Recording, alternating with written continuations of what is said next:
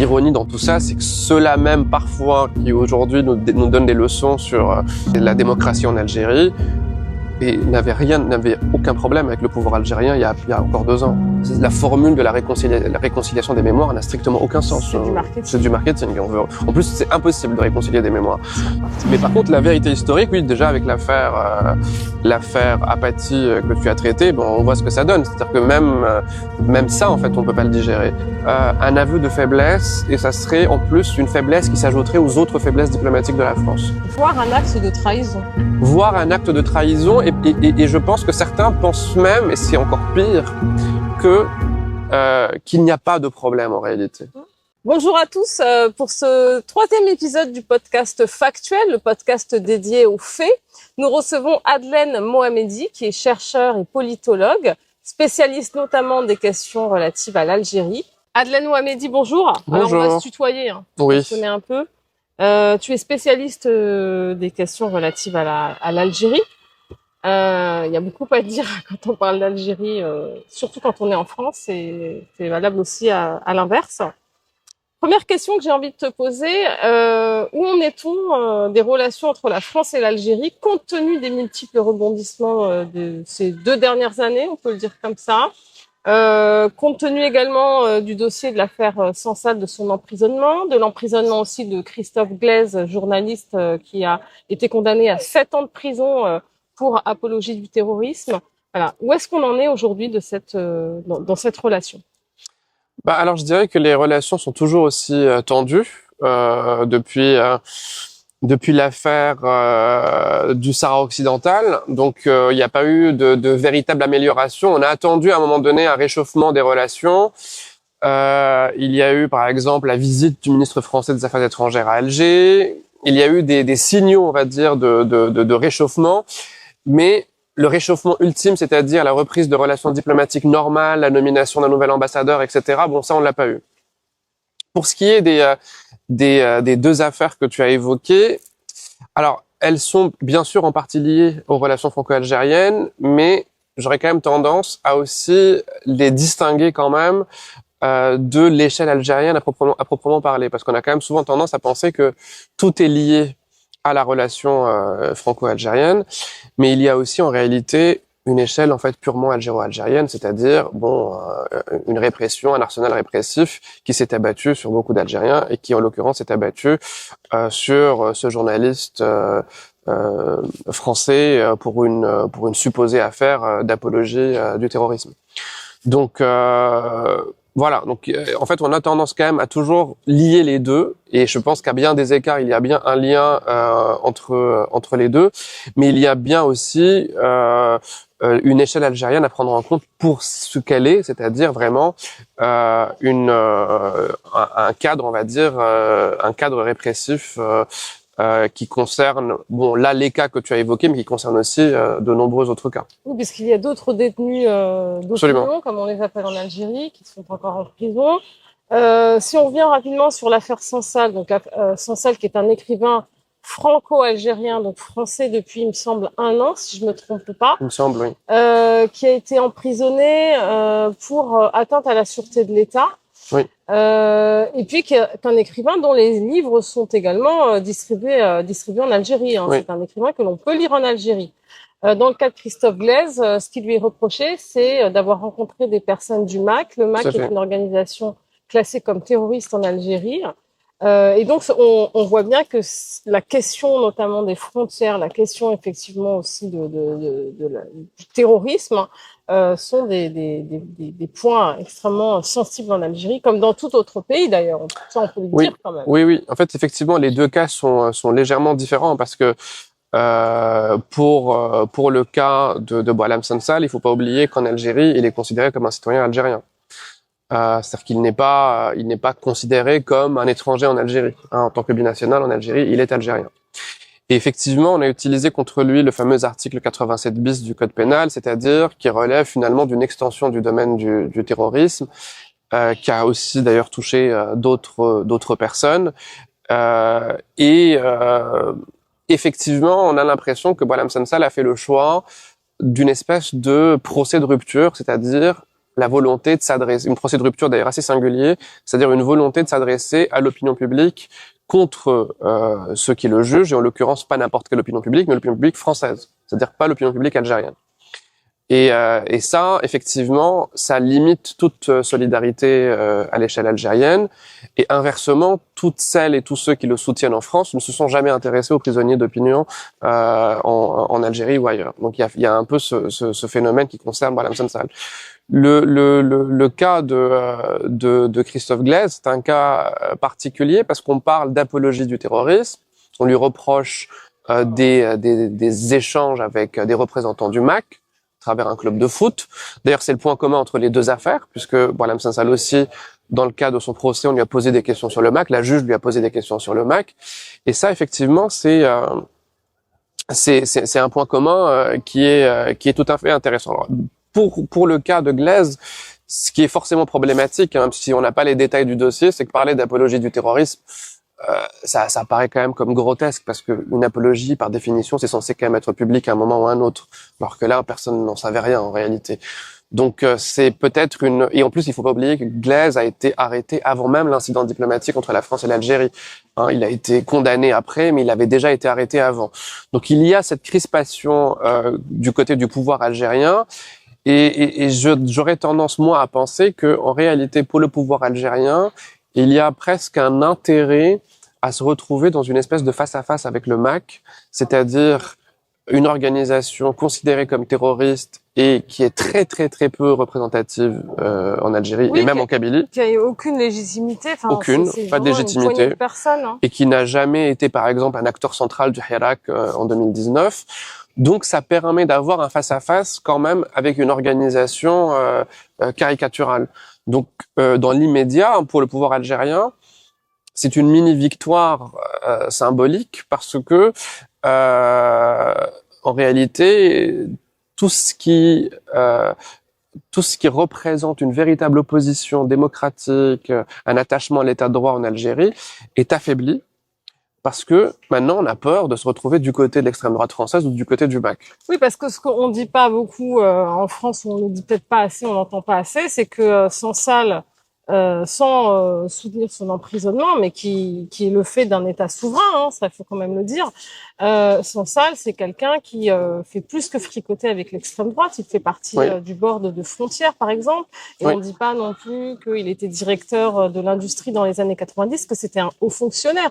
Toute cette facette de son parcours est totalement gommée et on focalise sur le fait que c'est un écrivain qui est enfermé, d'où quand on connaît en France l'attachement au livre, à la littérature, etc., au combat intellectuel, c'est un combat qui lève beaucoup de soutien finalement. Oui, en fait, c'est toujours difficile je pense, de prendre le dossier par les deux bouts, et je pense qu'il est important de le faire. C'est que d'un côté, on a le droit, je pense, et même le devoir de critiquer l'arsenal répressif en Algérie et de se dire que malgré les monstruosités prononcées par Balam Sansal, son emprisonnement et ce qu'il subit ne devrait pas être acceptable. Et d'ailleurs, ça concerne beaucoup d'autres Algériens. Hein, cet article 87 bis est problématique pour la liberté et pour les libertés fondamentales en Algérie. On a le droit aussi de se dire, de rappeler aussi que non, ce n'est pas un héros de l'opposition en Algérie.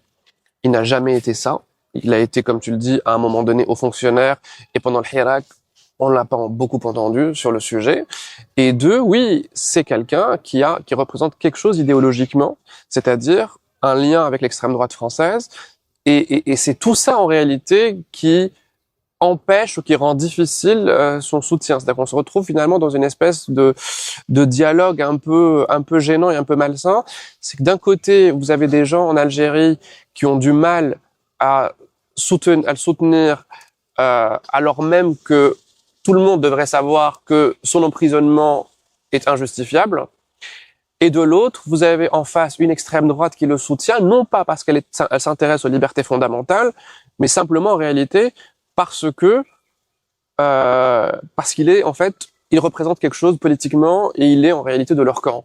Et ça, c'est du sectarisme qu'on habille en France en en espèce de défense des droits humains, sachant que cette défense des droits humains, on l'a jamais vu pour les autres prisonniers, on ne l'a jamais vu d'ailleurs pour les autres prisonniers, y compris binationaux, et d'ailleurs même au-delà des frontières algériennes, c'est-à-dire on l'a pas vu non plus par exemple en Tunisie.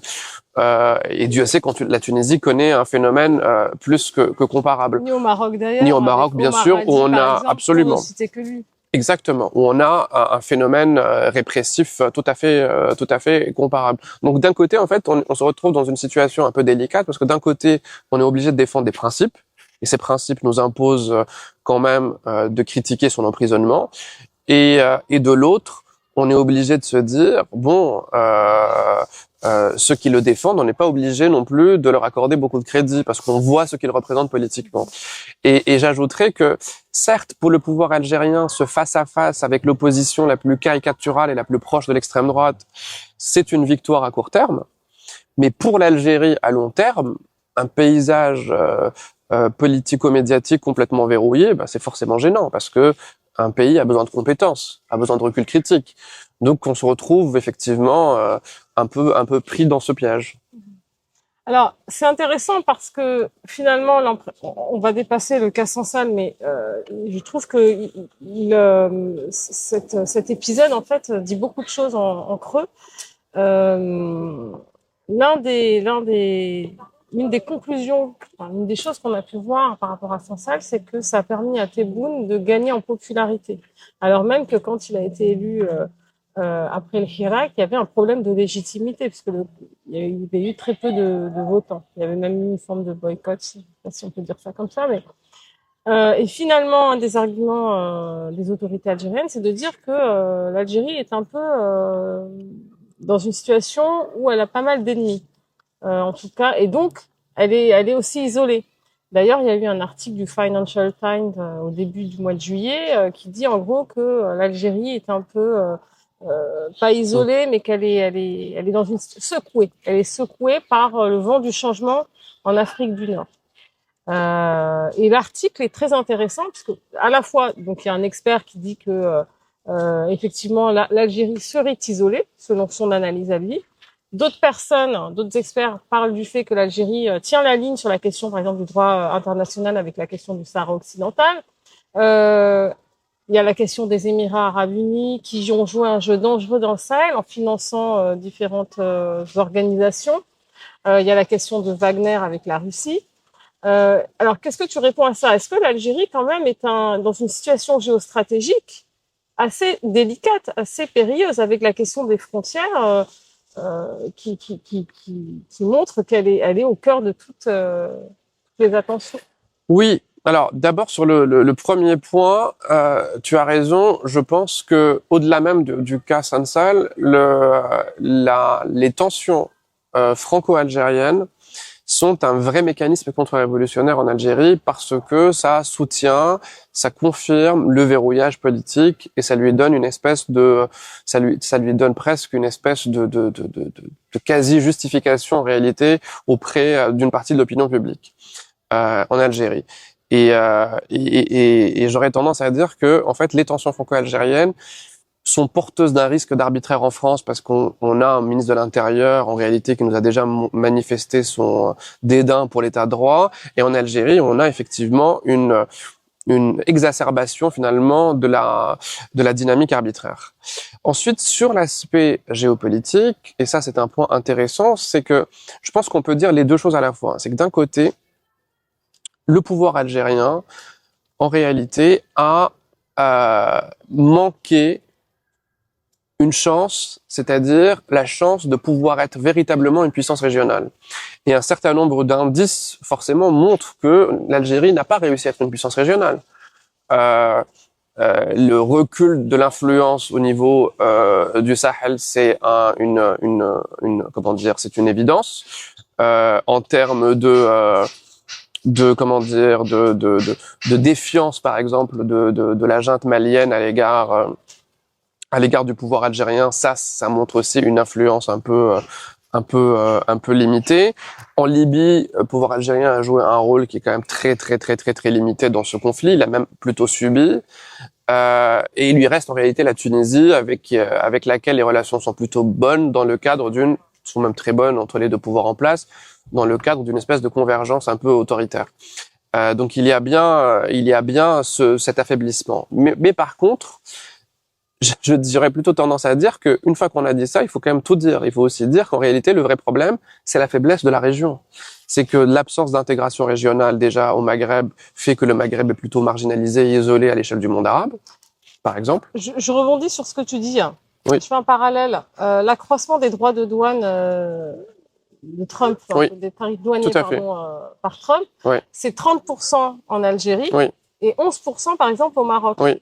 Qu'est-ce que ça dit justement Oui, effectivement. Alors ça c'est intéressant. Effectivement, ça dit déjà une différenciation entre les deux pays, mais je dirais que pour l'ensemble de l'échelle maghrébine, je pense qu'il faut quand même garder en tête que le Maghreb aujourd'hui est quand même dominé par des puissances extérieures, au-delà même en réalité du cas algérien. C'est-à-dire que c'est une région du monde où des puissances extérieures peuvent avoir une influence sans avoir vraiment de compte à rendre à deux pays qui sont censés être quand même des pays assez importants dans la région, qu'il s'agisse d'ailleurs de l'Algérie ou du Maroc. Quand tu parles de Wagner, par exemple, quand les Russes agissent en Libye ou au Mali, malgré les très bonnes relations normalement a priori avec l'Algérie, ils font quand même ce qu'ils veulent, par exemple. Même ce qui s'est passé avec les Azawad il y a quelques mois dans le nord du Mali. Bien sûr, il y a eu des réactions. Il y a eu des n'était pas contente. Non, il y a eu des réactions algériennes. L'Algérie n'a pas soutenu Wagner parce que l'Algérie soutient les armées régulières. Et l'Algérie n'a pas soutenu Wagner ni au Mali ni en Libye. L'Algérie a considéré Haftar en Libye comme son principal adversaire sur le sol libyen. Et l'Algérie aussi d'ailleurs a un problème avec la junte militaire malienne. Ça aussi, il faut le rappeler. Oui, c'est-à-dire que c'est un État qui dit voilà. qui est légaliste. Et c'est aussi parce que la stratégie dans la lutte antiterroriste n'est pas la même en réalité. L'Algérie n'est pas d'accord avec la stratégie antiterroriste adoptée par les Maliens. Donc il y a bien des divergences, mais plus globalement, quand on voit la Turquie agir en Libye, quand on voit la Russie agir dans la région, quand on voit les Américains par exemple agir dans la région, et quand on voit en plus la normalisation israélo-marocaine, on se dit le vrai drame en réalité de cette région, au-delà même du cas algérien, c'est que des puissances qui sont externes à la région font un peu ce qu'elles veulent sans vraiment tenir compte des intérêts des premiers concernés. Ça, c'est le premier point. Et ça, évidemment, dire que l'Algérie est dans une situation de faiblesse, et d'ailleurs certains l'ont même utilisé comme argument pour justifier la politique française, en disant de toute façon on va miser sur le Maroc parce que les Algériens seraient un peu plus affaiblis. Dire ça, c'est quand même oublier de dire que la faiblesse est partout dans cette région, et que même la normalisation israélo-marocaine est une faiblesse, parce que elle n'est pas acceptée par les opinions publiques et pas même par l'opinion publique marocaine. Donc c'est tout ça en fait qu'il faut garder en tête. Et pour venir à ton point précis sur les droits de douane, le vrai drame en réalité de l'Algérie, au-delà des droits de douane, en fait, c'est sa faiblesse économique. Et ça, c'est un point important. Parce que c'est vrai qu'on c'est devenu maintenant un poncif parce qu'on le répète tout le temps, mais l'économie de rente en Algérie, c'est un problème. Parce que quand ça va bien, quand le prix du baril augmente, tu as des réserves de change qui sont bien là, qui augmentent, et une balance courante qui est plutôt excédentaire, et les choses se passent bien. C'était la situation post invasion de l'Ukraine, c'est-à-dire c'était la situation en 2023-2024. Là, les choses se passaient relativement bien. Puis là, les réserves de change aujourd'hui subissent un vrai risque d'érosion. Le prix du baril ces derniers temps a plutôt baissé, et on se retrouve avec des projections, par exemple, d'une éventuelle balance déficitaire pour l'année 2025. Donc, en fait, le vrai problème algérien, le vrai problème économique algérien, au-delà même, en réalité, de ces échanges commerciaux et de ces droits de douane, c'est la structure de son économie. Et cette économie de rente, en fait, c'est une économie qui dépend beaucoup trop d'un élément qui est conjoncturel, forcément conjoncturel, c'est-à-dire le prix des hydrocarbures. Mais alors, est-ce qu'il n'y a pas de volonté des autorités algériennes de sortir justement, de diversifier l'économie? Oui. Il y a un certain nombre de projets qui sont lancés. Tout à fait. Avec des partenaires plutôt que des partenaires. par exemple, des différents pays, hein, par exemple le Italie, Qatar, oui, l'Italie. Il y a un accord qui vient d'être signé avec l'Italie, tout à effectivement. fait. Passer de cette logique, en fait, de dire l'Algérie est un marché à non, en fait, c'est un partenaire stratégique. Est-ce que ça prend pas du temps aussi? Est-ce qu'il n'y a pas un mindset à changer? Est-ce que c'est pas en train d'être changé? Oui, oui, oui, on va dire que en fait, c'est pas la première fois qu'on entend ça. C'est-à-dire que l'objectif, c'est d'avoir une diversification de l'économie parce qu'on est conscient que l'économie de rente est une impasse. La vraie question, c'est qu'est-ce qu'on fait concrètement pour le faire? Alors, bien sûr, on s'appuie sur d'autres partenaires, on s'appuie sur l'Italie. Il y a le plan Mattei, par exemple. On se dit, on va avoir un vrai partenariat multidimensionnel qui inclurait y compris l'agriculture, etc. Bon, tout ça et en termes d'ambition, c'est très bien. Sauf que dans les faits, en réalité, le grand paradoxe algérien, c'est que quand il s'agit d'hydrocarbures et de contrats sur les questions d'hydrocarbures, l'Algérie apparaît forcément comme un partenaire ultra fiable. Hein, si on discute avec des Italiens, par exemple, les gens d'Eni, ils vont dire, mais nous, en termes de contrat avec les Italiens, avec les Algériens, c'est parfait. D'ailleurs, les Italiens ont largement profité du gaz algérien au lendemain de la guerre, du début de la guerre en Ukraine. Ça, c'est évident. Mais dès il s'agit des autres acteurs économiques, ben, le vrai risque en Algérie, ça reste quand même le risque de l'arbitraire. Ça veut dire, on a des entreprises, par exemple, qui ont peur de subir l'arbitraire. On a, par exemple, une gestion plutôt autoritaire de la balance commerciale. Par exemple, du jour au lendemain, on dit, bon, maintenant, on va arrêter de façon très autoritaire les importations. Parfois, ces importations concernent aussi des intrants, c'est-à-dire des choses dont on a besoin, y compris pour l'économie locale. Donc, il y a aussi, comment dire, une faiblesse économique aussi en Algérie, malgré des ambitions qui sont bien là, mais liée aussi en réalité à une faiblesse politique. C'est ça en fait le vrai problème. Alors c'est intéressant ce que tu dis parce que d'après ce que je sais, les livraisons de gaz qui ont commencé en 1961, si je ne me trompe pas, n'ont jamais été interrompues par l'Algérie. C'est-à-dire que l'Algérie est aussi un pays qui est connu Absolument. pour honorer ses engagements. D'ailleurs, même dans le cas du gazoduc avec le Maroc. Absolument. Ils ont attendu la fin du contrat. Donc, ce que tu dis, ça s'entend, mais est-ce que c'est pas aussi, on n'est pas quelque part un peu prisonnier d'une certaine forme de biais sur l'image de l'Algérie non, c'est dans sa gestion du business? C'est exactement ce que je te disais, c'est-à-dire que sur les hydrocarbures, l'Algérie est perçue comme un partenaire très fiable. D'ailleurs, tout le monde le dit. Pas de problème, livraison, je te dis, les gens d'Eni te disent, nous, avec les Algériens, tout se passe très bien. Mais quand tu sors du secteur des hydrocarbures, c'est même plus une question de fiabilité, en fait. C'est une question même de légitimité politique adossée à un potentiel économique. Parce que en réalité, pour qu'une économie soit dynamique ou pour qu'un pouvoir en place ait des choses à dire sur le plan économique, il faut qu'il soit légitime politiquement.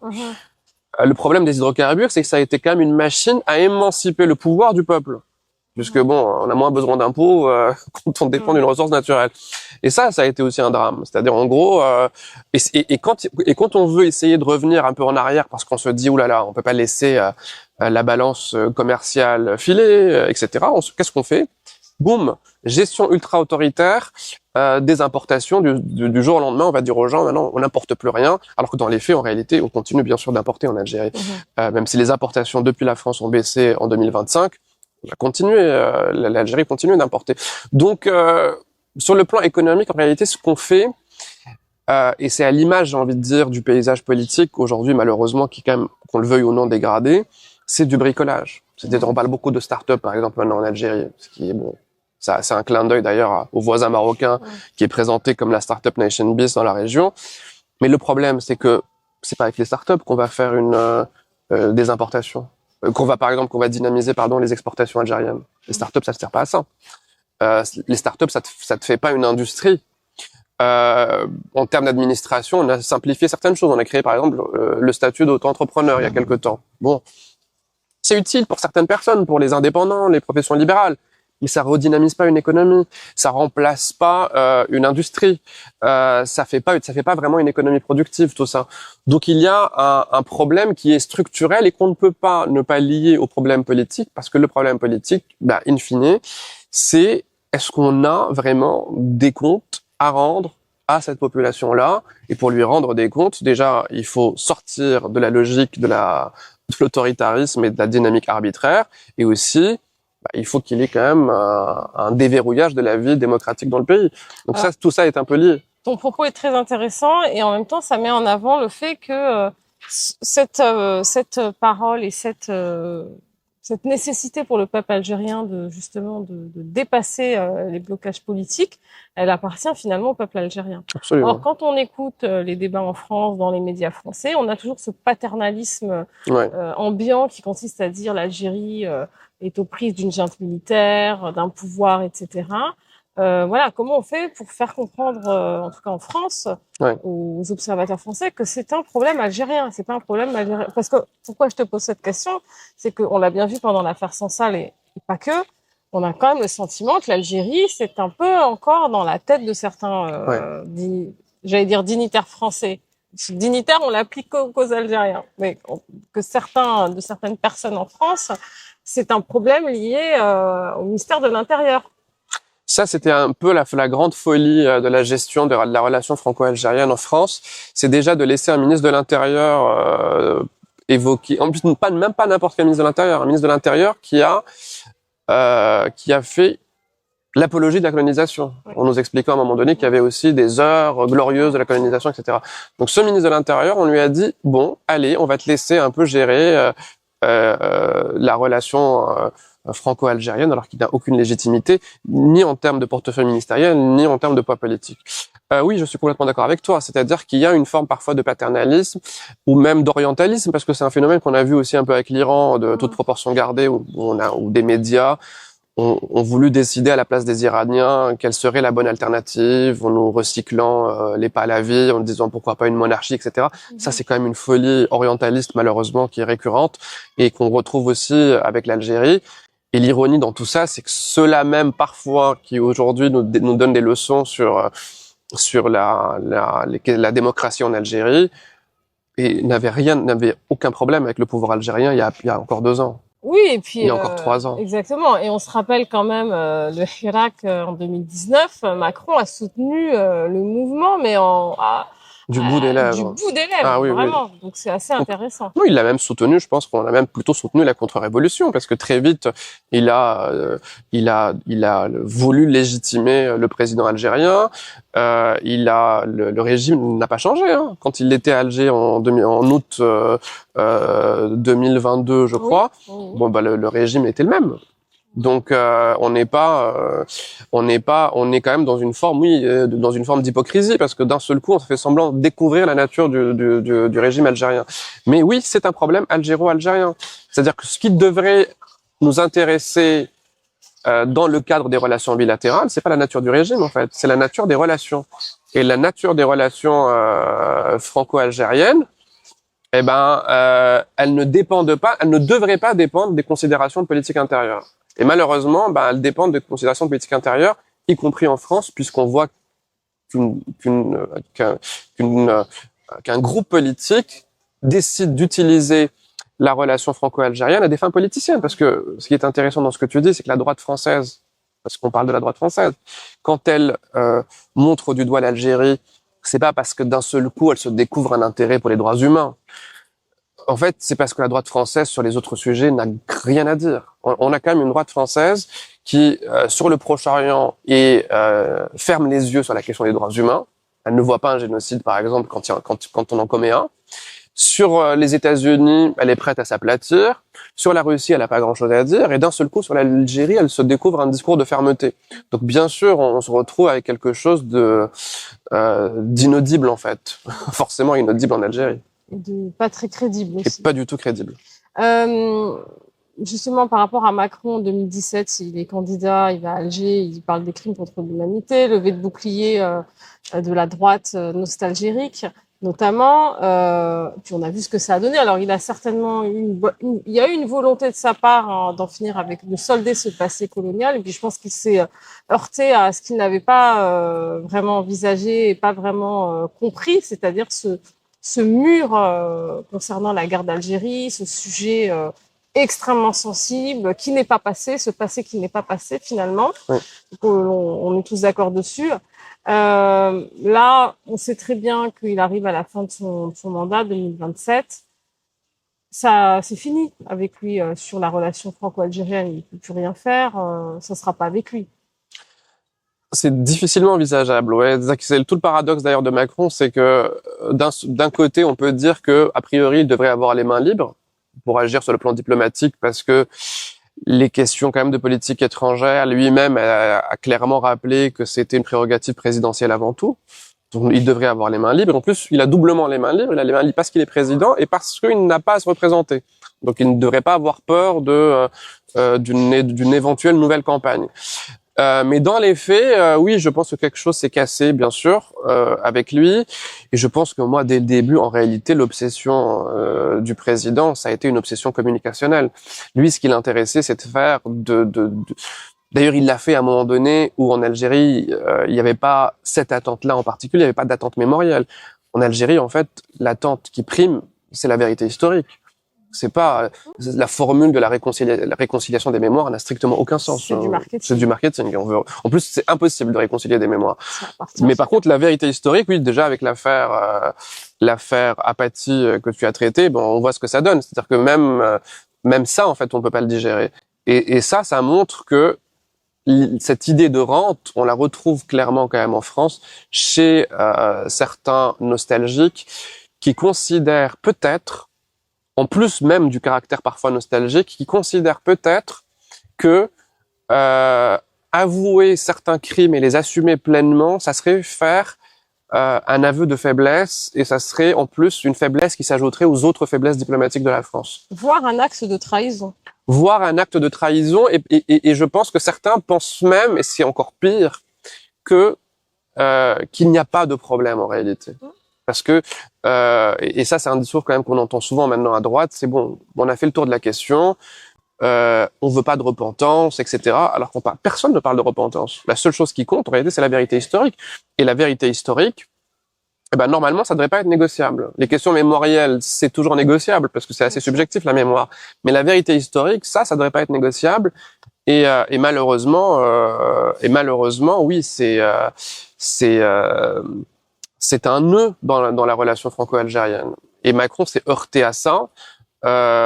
Et ils sont en plus heurtés à ça parce que de toutes les manières, à la fin de son mandat, il a quand même fait un choix politique qui l'éloigne encore plus en réalité de ça, parce que bon, maintenant on a quand même peut-être le gouvernement le plus à droite depuis qu'il est président. On a des gens qui sont parfois même ostensiblement hostiles à l'Algérie, mais indépendamment même en réalité du régime algérien, et qui en plus mêlent à la question algérienne la question migratoire.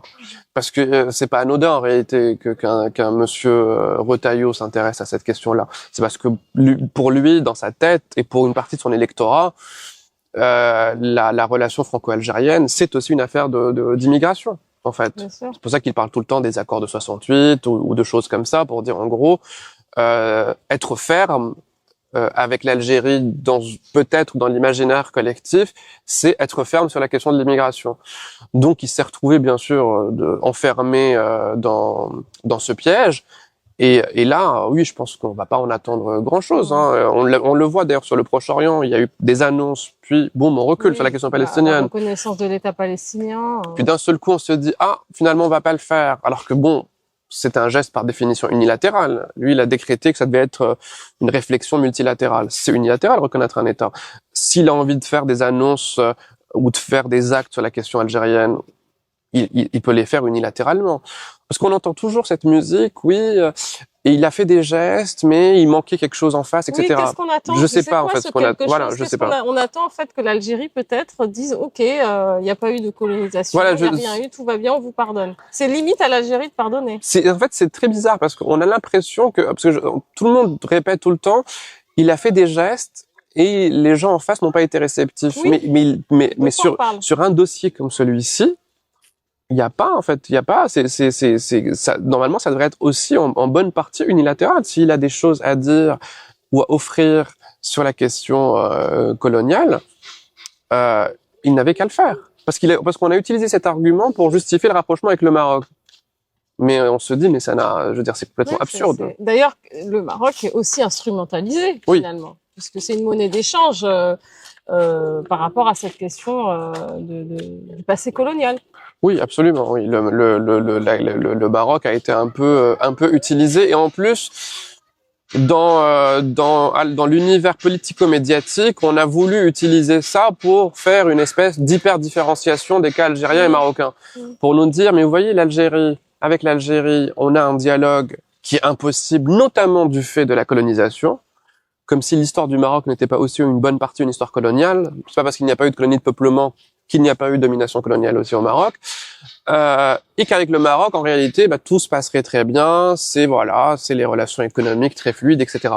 Alors, d'abord, c'est faux pour des raisons historiques, parce que en réalité, pour la population marocaine, pour une bonne partie de la population marocaine, la France, ça reste quand même une ancienne puissance coloniale. C'est quand même un fait. Et deuxièmement, c'est faux aussi parce que les relations économiques entre les deux pays, bon, certes, elles sont un peu différentes, mais elles ne sont pas si différentes que ça. L'Algérie, le Maroc est certes le premier partenaire commercial de la France en Afrique, mais l'Algérie, c'est le deuxième. C'est pas le huitième, c'est le deuxième. La France, hors hydrocarbures en 2024, on dit que la France était le premier investisseur étranger.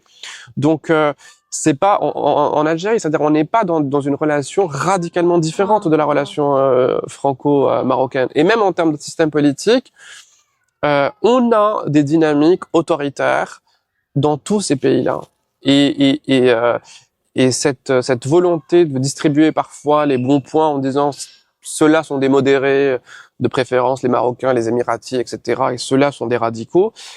Et en général, j'ai l'impression que la boussole de la modération, c'est la normalisation avec Israël. Ça fait quand même oublier qu'en réalité, en termes d'autoritarisme, malheureusement, le monde arabe subit à peu près partage le même sort, en fait, c'est-à-dire la montée de l'arbitraire. Une dernière question. Tu interviens souvent dans les médias français, les médias traditionnels français. Est-ce que tu peux nous dire quel est le coût de prendre la parole sur la question de l'Algérie? Parce qu'on sait très bien qu'en tant que, et moi aussi, je suis intervenue très souvent. Nous sommes des binationaux. Nous vivons en France. Moi, je suis née en France. Toi, il me semble que tu es né en Algérie. En tout cas, on vit en France depuis de nombreuses années. Et on sait que prendre la parole sur la question de l'Algérie, c'est compliqué parce que il y a toujours cette suspicion en France, en tout cas, d'être pro-régime algérien. Ça, ce sont pas mes mots, si je reprends des termes entendus. Voilà. Est-ce que tu peux nous en parler de ça? Est-ce qu'il y a des moments où tu as peur, où tu te dis, je vais avoir des soucis d'un côté ou d'un autre? Oui. Est-ce que c'est difficile à vivre, ces procès en loyauté, quels qu'ils soient? Bon, en fait, ce qui est difficile, je pense, c'est vraiment de tenir une ligne qui soit une ligne vraiment de principe, sans parfois, effectivement, prendre le risque de se faire happer par un camp, en réalité. Et cette tentation-là, elle est très grande parce qu'on le voit avec beaucoup, justement, de franco-algériens ou d'Algériens en France. On voit la facilité, en fait, avec laquelle il tombe dans les bras d'un camp ou d'un autre aussi facilement. Ça, c'est vraiment pour moi en fait, c'est vraiment une difficulté presque intellectuelle. C'est-à-dire, en gros, se dire, sur les principes, il faut rester très, très vigilant. Face à l'arbitraire, il faut être vigilant des deux côtés de la Méditerranée. Et être critique avec le pouvoir algérien ne doit pas aussi empêcher un recul critique sur la manière dont le dossier algérien est géré en France. Donc oui, parfois on se prend des insultes, des critiques des deux côtés, parfois des menaces, etc.